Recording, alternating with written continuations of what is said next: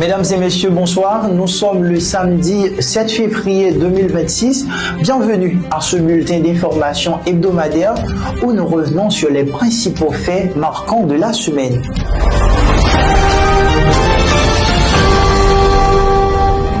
L'Organisation des Nations Unies dresse un bilan concernant l'usage de drones kamikazes par des forces de sécurité en Haïti. Selon des données relayées par le Miami Herald, au moins 973 personnes ont été tuées lors de frappes de drones kamikazes menées entre septembre et décembre 2025 dans la région métropolitaine de Port-au-Prince.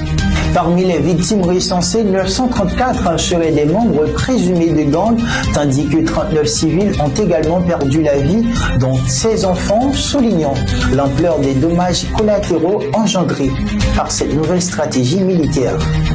Le bilan des blessés est tout aussi lourd, toujours selon la même source. 614 personnes ont été blessées durant cette période, parmi lesquelles 41 civils, dont 18 enfants.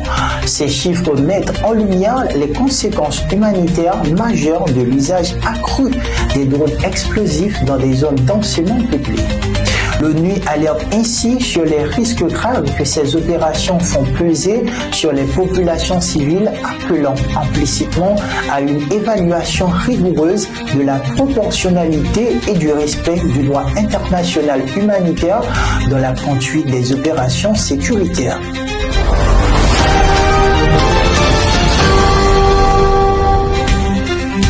La situation des droits humains en Haïti continue de se détériorer selon un rapport du BUNI intégré des Nations Unies en Haïti publié le 30 janvier 2026. Près de 5 915 personnes ont été tuées et 2 708 blessées en 2025. Le quatrième trimestre de l'année a été particulièrement meurtrier, 1523 morts et 806 blessés. 6% des morts et blessés sont imputés à des groupes d'autodéfense, référence faite notamment au mouvement Boakali.